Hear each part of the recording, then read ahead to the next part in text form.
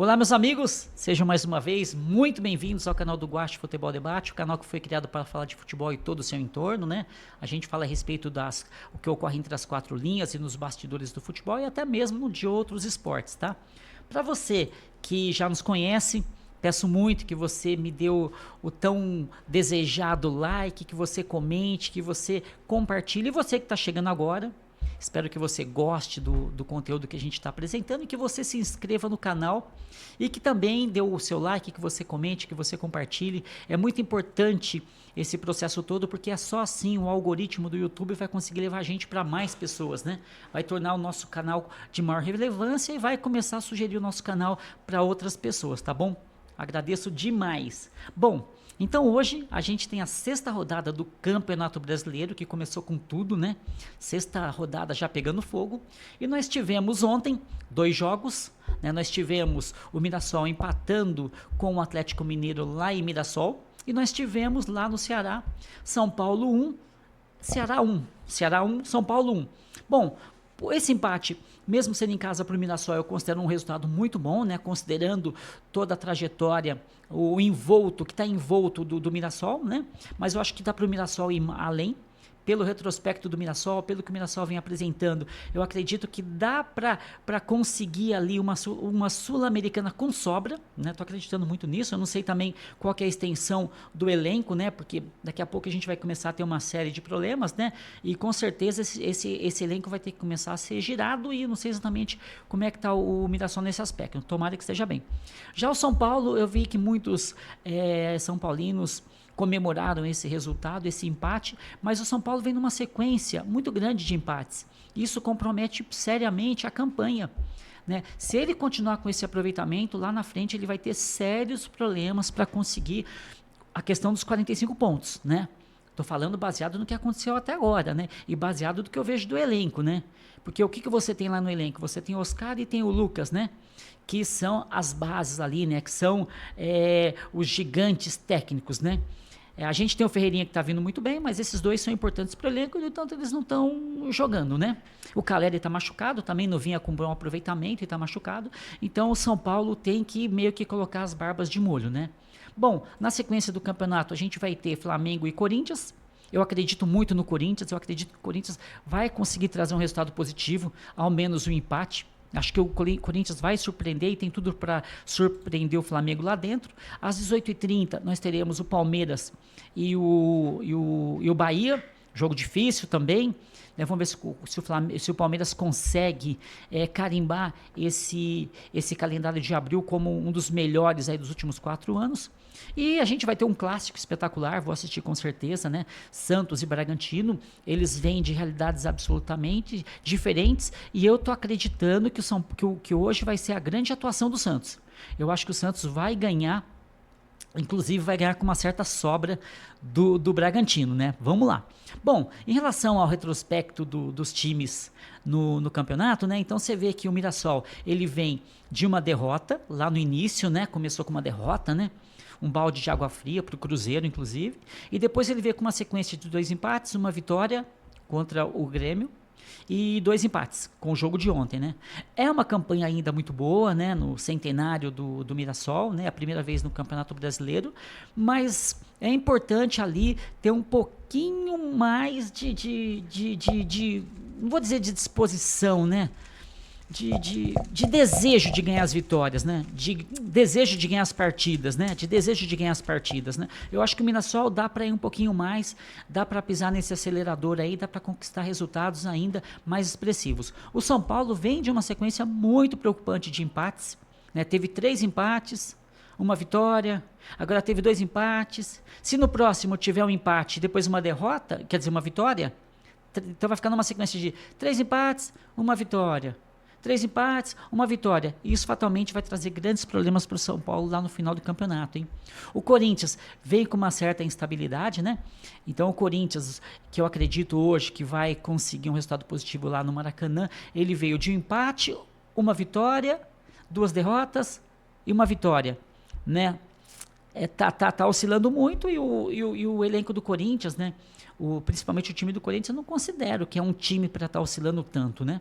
Aí a gente tem a campanha do Palmeiras, que veio com um empate, começou com um empate contra o Botafogo, que teve um gosto muito amargo, depois encaixou uma série de 7 vitórias, sendo dessas 7 vitórias, 4 pelo Campeonato Brasileiro, onde nós tivemos vitórias bem difíceis fora de casa, né? Lá contra o Internacional, lá contra o Fortaleza, né, que foram jogos bastante difíceis. E aí a gente tem a trajetória do Santos, que é a trajetória até agora a mais preocupante dos paulistas, né, onde teve uma derrota, um empate, uma derrota, uma vitória e uma derrota. Uma derrota, um empate, uma derrota, uma vitória e uma derrota. Né, complicado, hein, gente? O Santos tem que procurar ali ajustar o seu time, não é um processo fácil, mas eu também acredito no Santos, que o Santos vai conseguir dar uma virada e vai ser hoje, hein? O Bragantino vem de uma trajetória incrível, um time que renasceu das cinzas, né? É um time que é estruturado, né, gente? O centro de treinamento do Bragantino é um negócio espetacular, então eu imagino que o jogador que quando vai para o Bragantino, ele sente o poder daquela estrutura, né? E faz valer ali o seu melhor futebol, né? Então é isso. Bom, então hoje a gente vai ter, bom, primeiro na tabela, né? Como é que está posicionado até então os paulistas na tabela do Brasileirão? O Palmeiras está em primeiro lugar com 13 pontos. O Bragantino, mesmo sem ter jogado, conseguiu subir uma posição. Isso é legal, né? Porque o que aconteceu? O Fluminense perdeu por 2-0 do Botafogo. Logo perdeu a quarta posição por saldo de gol para o Bragantino, né? O Bragantino herdou essa posição. Em oitavo lugar vem o São Paulo com essa sequência de empates aí preocupantes. O Corinthians conseguiu cair 3 posições mesmo não jogando, né? Complicado, hein? Caiu 3 posições, então vai ter que dar uma resposta hoje lá contra o Flamengo. Aí nós temos o Mirassol, que caiu 2 posições, mesmo vindo de uma trajetória positiva. O Mirassol precisa de uma vitória, ele precisa transitar entre o empate e a vitória para conseguir se posicionar melhor na tabela, porque você vê, mesmo vindo de uma trajetória que eu considero positiva, caiu 2 posições nessa rodada, né? Complicado, né? Aí nós temos o Santos, que está numa situação realmente mais difícil, né? Que está na 18ª posição, conseguiu apenas 4 pontos em 5 jogos, é um aproveitamento muito baixo. Eu acredito de novo muito numa retomada do Santos hoje, tá bom? Bom, então o Palmeiras, ele volta hoje ao Allianz, depois de muito tempo. A última partida do Palmeiras no Allianz foi no dia... Nossa, faz tempo, hein, gente? Faz tempo, hein? Olha, nem sei falar para vocês, mas já faz mais de 25 dias. Então, Palmeiras volta para... A gente teve um jogo em casa contra o Corinthians, mas foi em Barueri, né? A gente não considera exatamente nossa casa, né? Então, o Palmeiras volta hoje ao Allianz, transmissão do Premier, o campo tá maravilhoso, tá lindo como sempre, a nossa arena, né? Daqui a pouquinho a torcida que canta e vibra vai estar lá, claro, enchendo o estádio, dando uma força muito grande para o Palmeiras, né? Sendo o 12º jogador, que é isso que a gente espera da torcida, né? Dentro de casa, a gente tem que fazer prevalecer a nossa força. E a torcida é fundamental nesse processo. A gente consegue isso fora, não é verdade? Eu lembro que quando o Abel veio para o Palmeiras, ele estudou o Palmeiras, né? O Abel é um estudioso, meu. Então ele estudou e já veio com todas as informações. E o primeiro questionamento que ele fez para os jogadores quando ele chegou no Palmeiras por que a gente não consegue prevalecer no Allianz? Porque na época acho que a gente tinha 46% de aproveitamento no Allianz, né? Então a gente consegue fora, vamos conseguir também na nossa casa, né? Bom, e qual que é a escalação provável, né? Essa questão da escalação provável é mais um ponto que é muito difícil de você solucionar. Muito difícil você conseguir adivinhar a escalação do Abel. A gente vem com a escalação provável, né? Então a gente acredita que vai entrar com o Everton, com o Gomes, com o Fux e com o Giai. Com o Piquerez, Lucas Evangelista, Emiliano, o Felipe Anderson, Facundo, o Estevam e o Flaco Lopes. Agora não dá nem para eu falar para você como eu imagino que esse time vai jogar. E por quê? Porque o Abel ele faz uma análise muito detalhada, muito minuciosa de cada adversário. Então vai depender de como que o Bahia costuma se apresentar, né? O Bahia do Rogério Ceni, né? Bom, E quem é que tá fora, né? Quem é que a gente não vai conseguir ver ali à disposição do nosso mister?